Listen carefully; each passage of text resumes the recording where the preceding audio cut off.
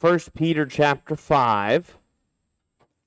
1 Peter chapter 5, where we will be this morning. 1 Peter chapter 5, as we'll work on finishing up here the book of 1 Peter. The outline for the chapter is on the back table if you want to pick that up. With the questions, I forgot to get questions out Wednesday, so the questions are on the back side of that same sheet of paper on 1 Peter chapter 5.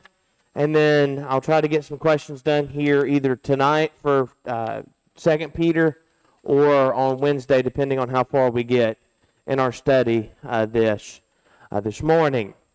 Now, before we get into 1 Peter chapter 5, I want to do a quick review of the book of 1 Peter, what we've seen so far in terms of our outline and what the book is about. The book of 1 Peter, the epistle as a whole, is about be holy. And we take that from our key verse being chapter 1, 15, and 16. But as he who called you is holy, you also be holy in all your conduct, because it is written, be holy, for I am holy.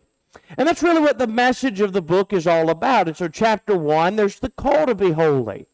And so you need to be holy because you're the elect of God. You're called to a living hope because he called you to be holy as he is holy. You've been born again. You're bought with a price. All that there in chapter 1. This is why you need to be holy. Chapter 2 then, through the first half of chapter 3, is about living as holy. That is, here's how that looks in your everyday walk of life. Chapter 3:13 through the end of chapter 4 then is about suffering for being holy. And we're in chapter 5 now, which is the exhortation to the holy. Let's get a couple of questions here before we move on. We'll briefly summarize the chapter. What's this chapter about?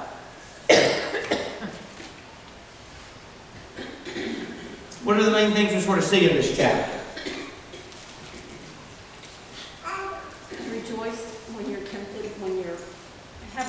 You can rejoice in trials.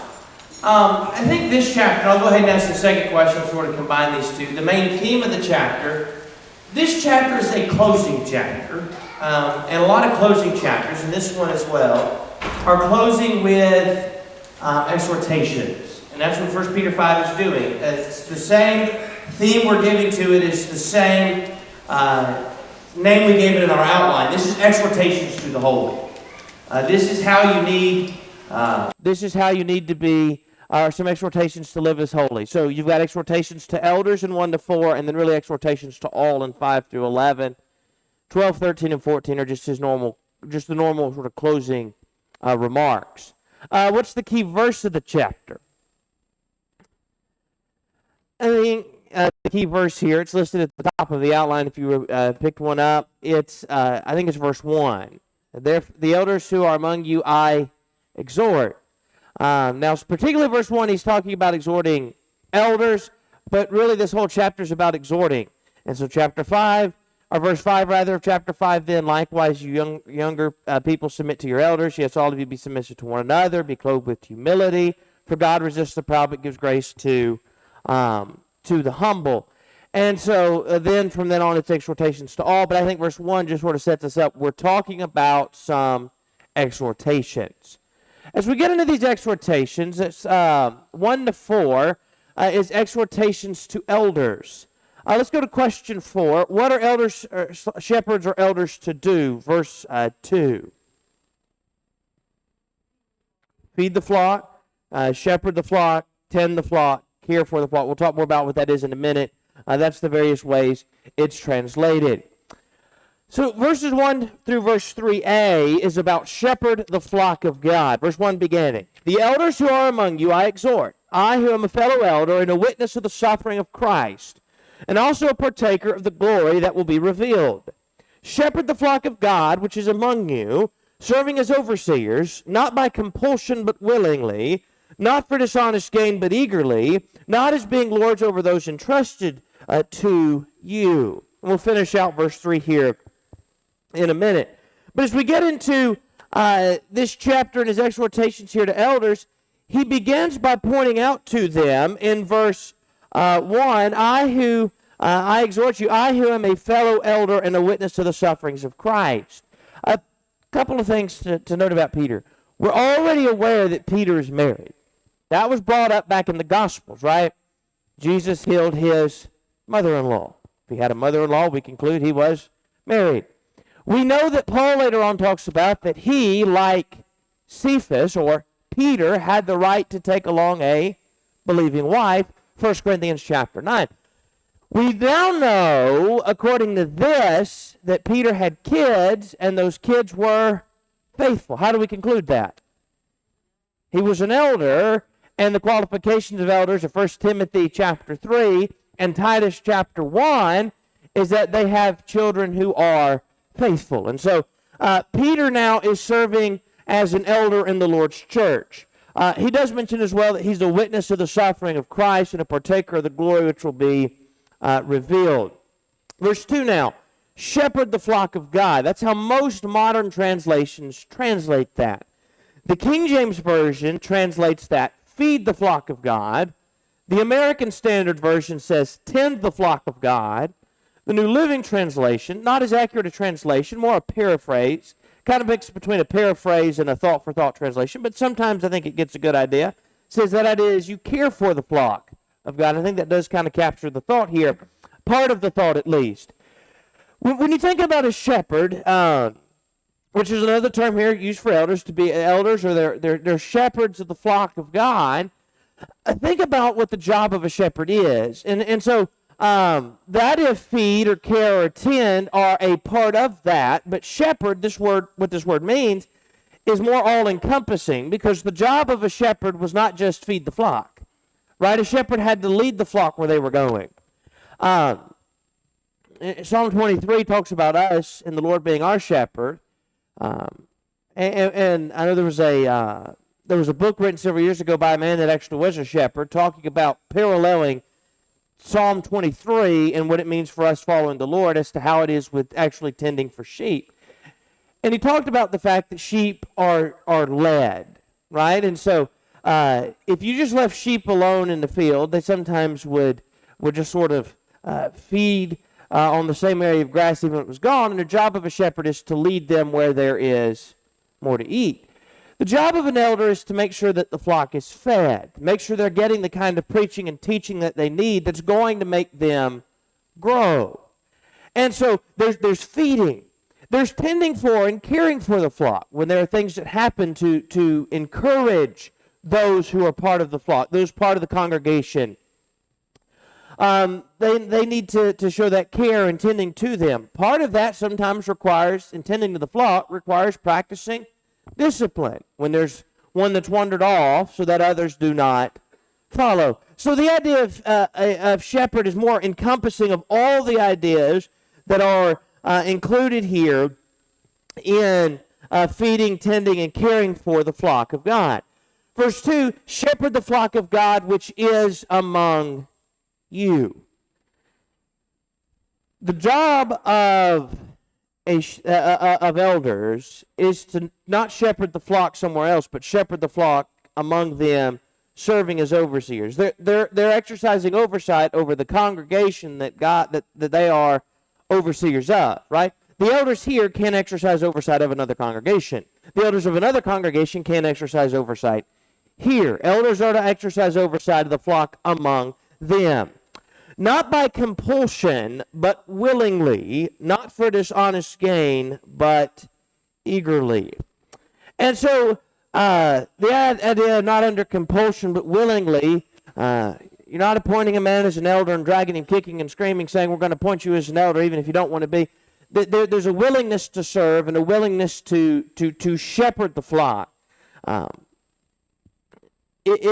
If you appoint someone who's not wanting to serve in that capacity as an elder, and you try to appoint them, and you have to drag them kicking and screaming, so to speak, to appoint them as an elder, they're not going to lead in the same way as somebody that's willingly leading the congregation. So they're not leading by compulsion, but willingly, not for dishonest gain, but eagerly.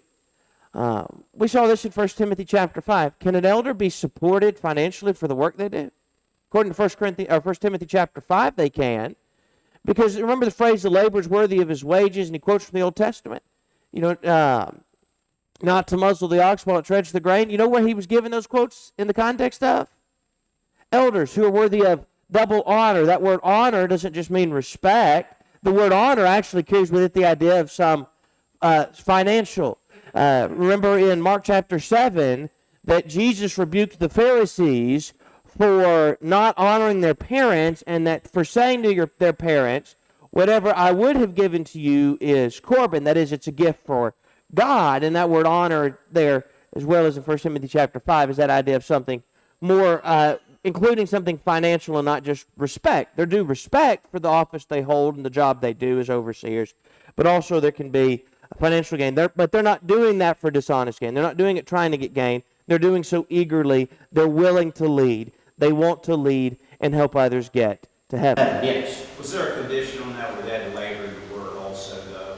Was there a condition? I think he said there, especially those, more specifically about especially those that are laboring, those that may be in the capacity of an elder, as well as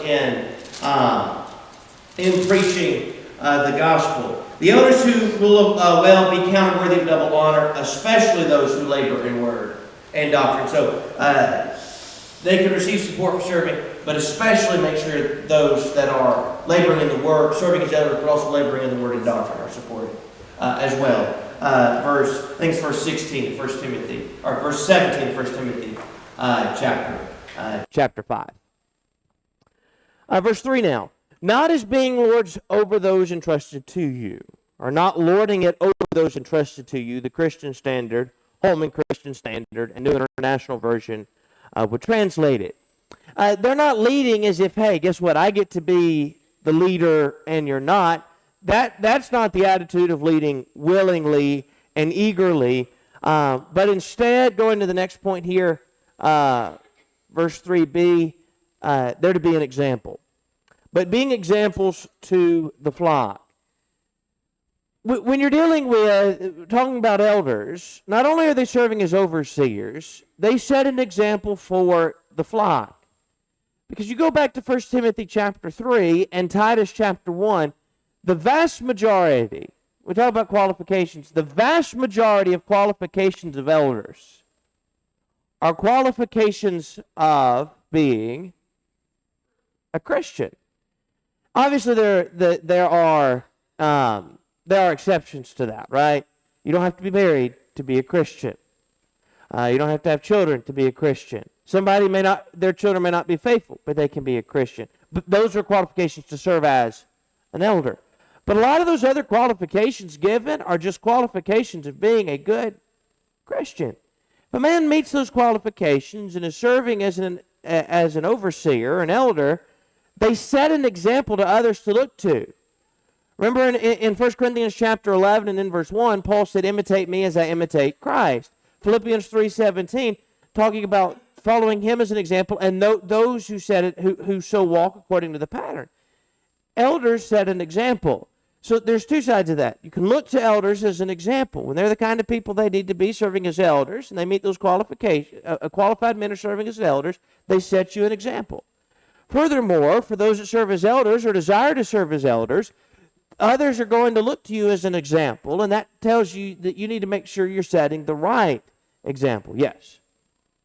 About the principle here that Jesus talked about in Matthew chapter 23, he said, the scribe and the Pharisees said to Moses' seat, he said, therefore, whatever they command you, that observe and do. But he said, do not after their works. He said, they lay heavy burdens on men's shoulders, grievous to be borne, but they will not move them with one of their fingers.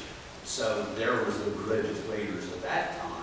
They didn't have any problem with telling other people what they needed to do, but in fact they weren't fulfilling, they weren't living by the law themselves. You're right. And in this case, the elders said in that example, they said it because they're living it, not just telling others how to live it. Verse 4 now, what's the result? And when the chief shepherd appears, you will receive the crown of glory that does not fade away. A man serving as an elder meets is a qualified man serving as an elder. He's a faithful Christian, and he's the kind of leader that he needs to be. The result is receiving the crown of life. By the way, something to note here, to think about before we move on to the next section, is to think about the responsibility that elders have as well. Because they're not just responsible for themselves and responsible to make sure they raise up their household well. They're responsible for making sure the congregation is cared for and tended to and properly fed. They're going to give an account, not just for themselves, but the kind of example and leadership they have. That's a great responsibility. And that's why Paul would talk at times about the need to pray for those that are elders. I'm going to come back to that question in a second. Verses 5 to 11 are exhortations to all. And so here's the exhortations now to everybody. 1 to 4 here specifically is addressing elders. And then 5 to 11 exhortations for all. So let's go to number 5. Why should we be humble? According to verse 5. God resists the proud, but he gives grace to the humble. And so there's the need for us to be humble. But before we get to humility, I should have had that later on, I want to look at 5a. Young people, submit to your elders. Verse 5, likewise, you younger people, submit yourselves to your elders. There is some debate here. Is verse 5 saying, young people, make sure you're submitting to those that are elders, as in the shepherds of the flock, or submit to those that are elderly, those that are older than you, submit to them? I think it's the second. Here's the reason. Likewise, you younger people, submit to your elders, or submit to elders. If only the young people are to submit to those that are serving in the capacity, or is it only young people to submit to the elders, or is it to be everyone? It's to be everyone. So I think he's talking specifically about submitting yourselves to those that are older. I'll come back to that more in a second. The other part's still true, obviously. Young people, make sure you're submitting to the leadership of the elders. And perhaps that is what he has in mind. Maybe it's those that are older can look at the leadership of the elders and say, you know what, they know what they're doing, and they met the qualifications and are trying to shepherd the flock. And then maybe you've got some young people over here that think that they know better, and so they're not going to listen. Maybe that is what's in mind. And I could see that being a case that happens. But I do think the other side is true as well. Make sure you're submitting to those that are older, particularly when you have a situation where maybe some advice is being given, or so there's a conflict between someone that's older and younger. The one that's older will have more wisdom because they have more experience and be willing to submit to that. The latter half, or the next part of verse 5, yes, all of you be submissive to one another. And so not just younger people to elders, everyone be submissive to one another. Again, the idea of being submissive is there's a submission of will. If there's a conflict, and I'm talking about a conflict when it comes to doctrine, because there's no compromise there. But if there's a conflict about opinion, then what should our attitude be? We're willing to. We need to be willing to yield.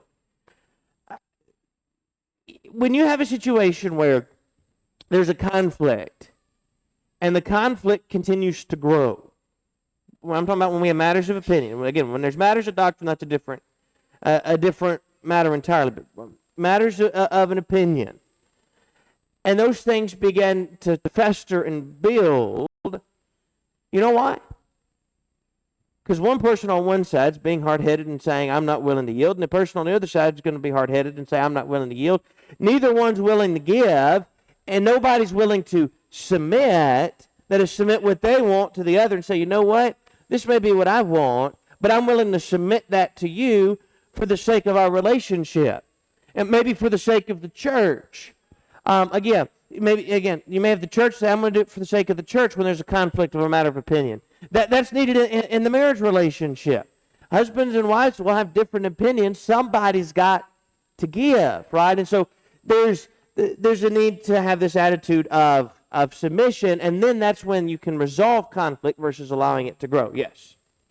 A principle here, like when the herdsmen of Lot and the herdsmen of Abraham got into it, Abraham had the right attitude.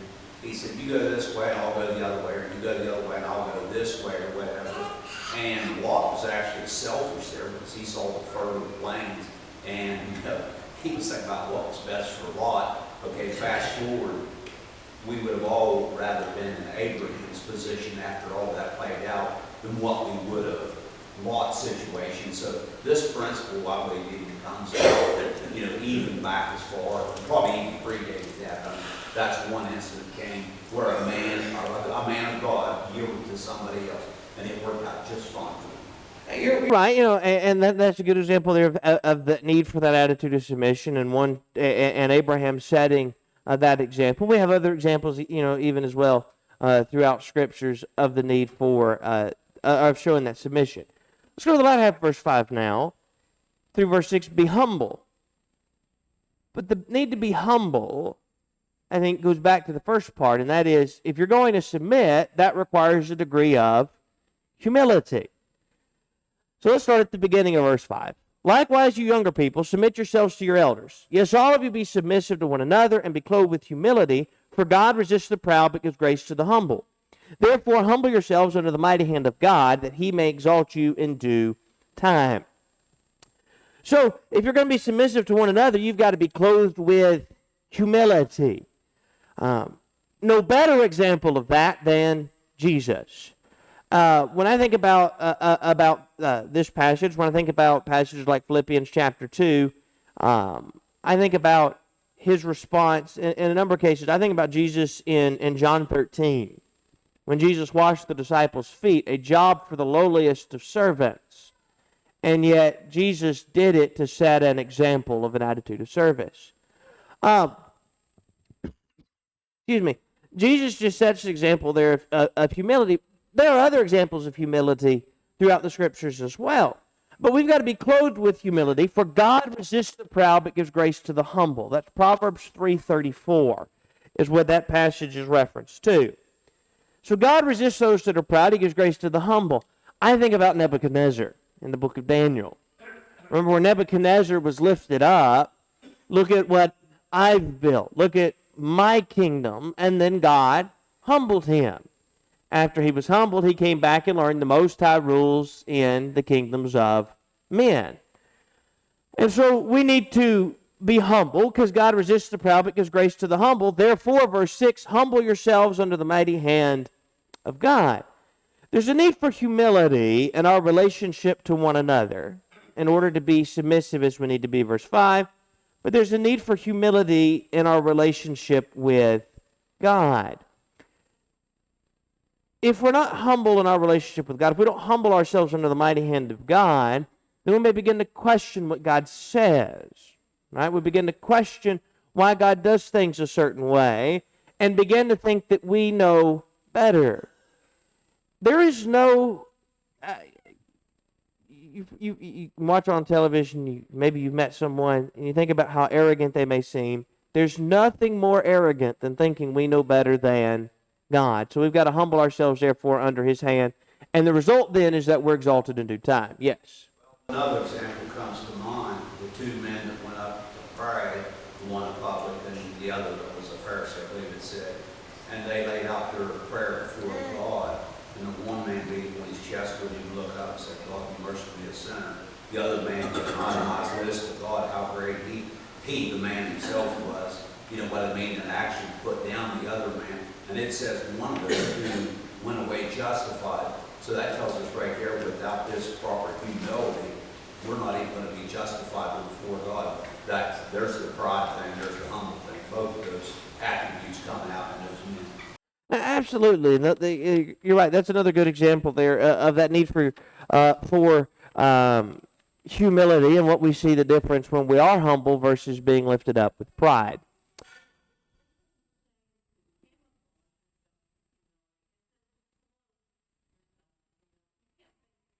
You're right, and I think too about humility. I think you talk about you can't fake it. I think there's something about humility we often forget, and what I mean by that is this: I think we often think about humility in the sense of like humble yourselves under the mighty hand of God. Humility requires us not to think too high of self, But humility also, in part, requires us not to think too low of self, right? It's really the idea of having a proper evaluation. Maybe you know someone, you think, well, they bring themselves down. That's because they're trying to make sure they are trying to be humble. But we're not to beat ourselves down, but we're not to lift ourselves greater than we are. And so there's that need there for humility. Let's go to verse 7 now.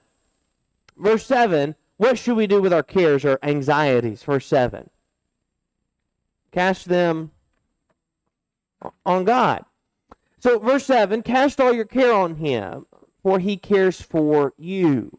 English Standard Version would say, cast all your anxieties. We can go to God in prayer and cast our care on him because we know that he loves us. We know that he cares for us. We know that he's going to be there for us. There's nowhere better to turn in our cares and our anxieties than taking it to the Lord, because he's the one that can help us through that. Verse number 8 now. What does it be sober and vigilant? First, what does it mean to be sober? Serious-minded. What does it mean to be vigilant?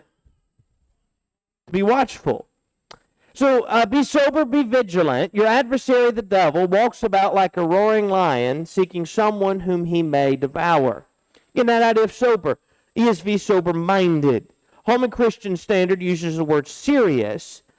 New Living Translation says to stay alert, which I think really is a better thought for the second half. We'll come back to that in a minute.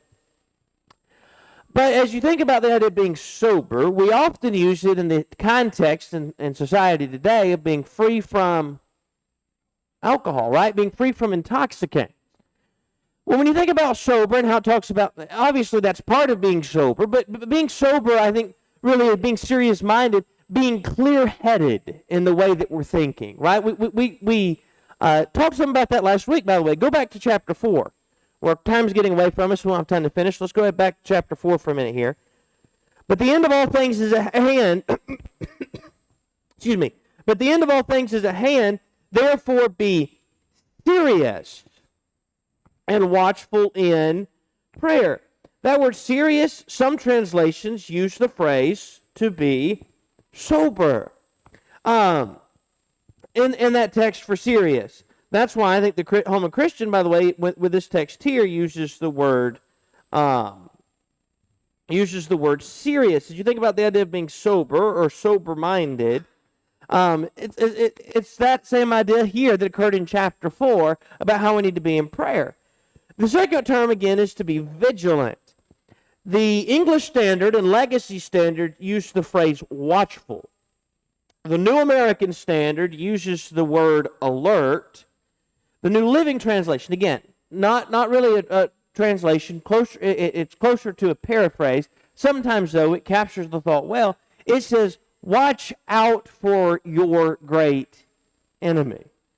And so that's the idea there, is that he's a roaring lion. You tell a story to illustrate this point here. We lived in Alabama several years ago. There was somebody that had, not a lion, but had a pet tiger. It got loose in the city of Coleman. If you lived in Coleman at that time, and you're going out at night, what's probably the first thing you're doing knowing there's a tiger on the loose? You're probably going to be very careful and watch very closely. Why? You don't want the tiger to jump out and get you or catch you by surprise. Lion, tiger, both large cats that will prey on other things. They're going to prowl. They can sneak up. That's how our adversary is. We may think we're strong, but he can be sneaking up like that lion, and he's just waiting for the moment. Like the lion watching the gazelles or whatever other animals, and he's waiting till one is isolated and alone, not watching and with the others, and then he pounces. Lord willing, what we'll do on Wednesday is we'll finish chapter 5, and then we'll spend some time reviewing through 1 Peter so that next Sunday morning we can start with 2 Peter chapter 1.